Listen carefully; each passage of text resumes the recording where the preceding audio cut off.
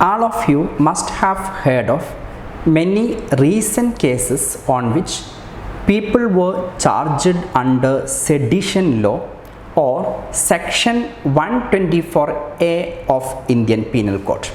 The latest one was the filmmaker from Lakshadweep was charged under Sedition Law for criticizing the administration of Lakshadweep and government of India for the recent developments in the Union Territory of Lakshadweep. Let us have a detailed look today on what is Sedition Law or what is Section 124A of Indian Penal Code.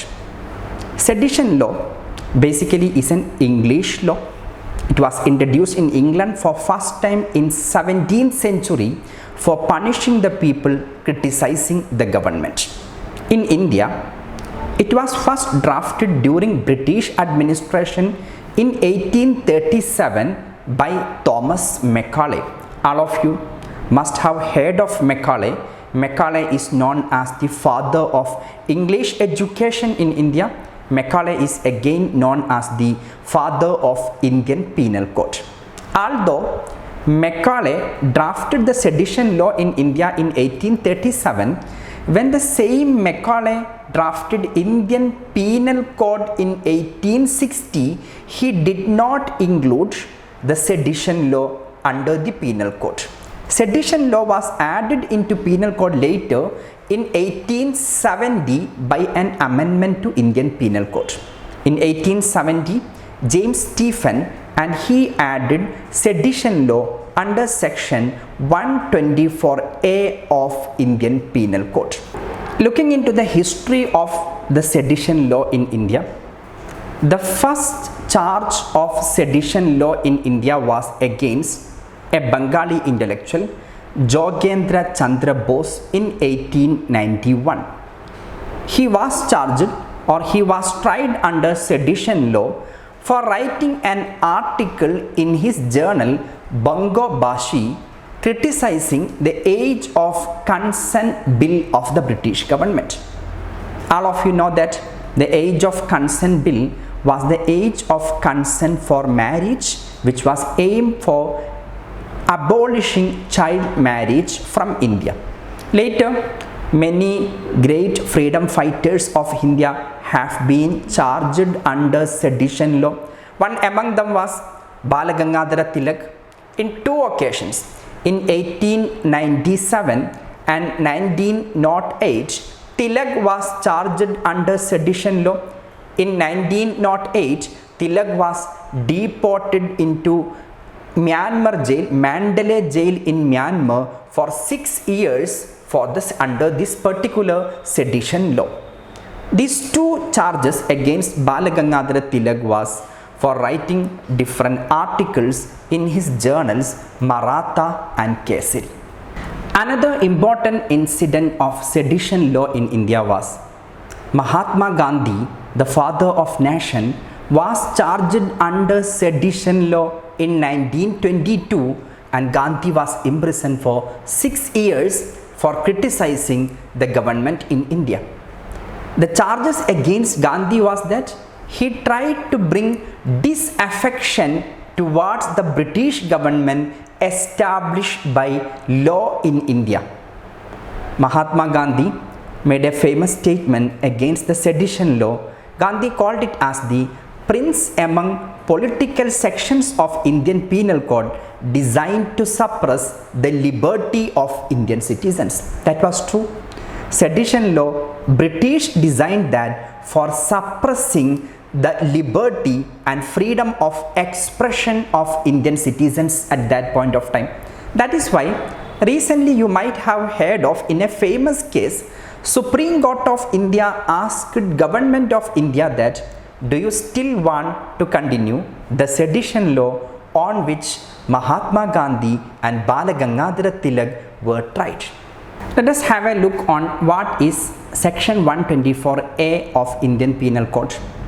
It says that whoever by words either spoken or written or by signs or by visible representation or otherwise brings or attempts to bring into hatred or contempt. First point is that one, If anybody through any of these means we discuss now, either by words or by action, tries to bring hatred or contempt against government of India, a person wants to illustrate government of India with an opposition mindset from the people, want to create hatred against government of India. Next point is that, or excites or attempts to excite disaffection towards the government established by law. If a person is trying to create disaffection among the people against a government established by law in India, what is the problem over here? Under this definition, any criticism of the government can be interpreted as sedition. In a democracy, under Article 19 of Indian Constitution, we have the freedom of expression. The freedom of speech and expression includes the freedom to criticize government also. Without having healthy and creative criticism, democracy becomes meaningless, and there will be no chance of opposition parties coming into power if there is no freedom of criticizing government. But here, under section 124A of Indian Penal Code, any criticism of government can be interpreted as an attempt to create disaffection against the state, and it can be charged under sedition. Originally, the British government in India drafted the sedition law for punishing the people of India who were criticizing British government. Now let us see the remaining part of the section 124A. You can see that it shall be punished with imprisonment for life.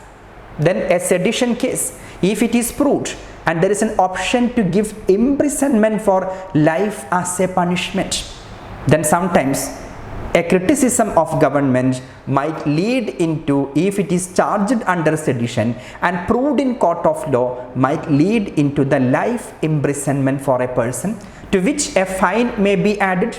Then life imprisonment, maximum punishment up to life imprisonment plus a fine, or with imprisonment which may extend to 3 years. Then minimum 3 years imprisonment, maximum goes up to life imprisonment, to which also fine may be added.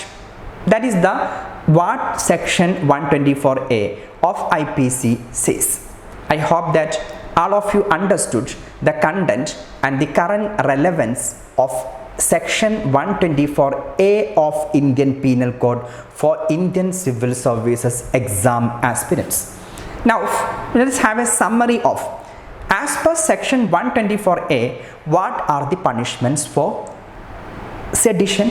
The punishments are, one is it is a non-bailable offence. Getting bail is very difficult. Second one, imprisonment up to 3 years to a lifetime. 3 years imprisonment, it may extend up to 3 years, to which fine may be added. Next one, the person found guilty of sedition is not eligible for any government job throughout his lifetime. These are the important punishments. And for sedition law, now there is a hot debate whether India should continue the British era sedition law or not. The same sedition law on which Mahatma Gandhi and Balagangadhara Tilak were tried, whether we should charge the same sedition law on modern Indian citizens or not. Thank you all.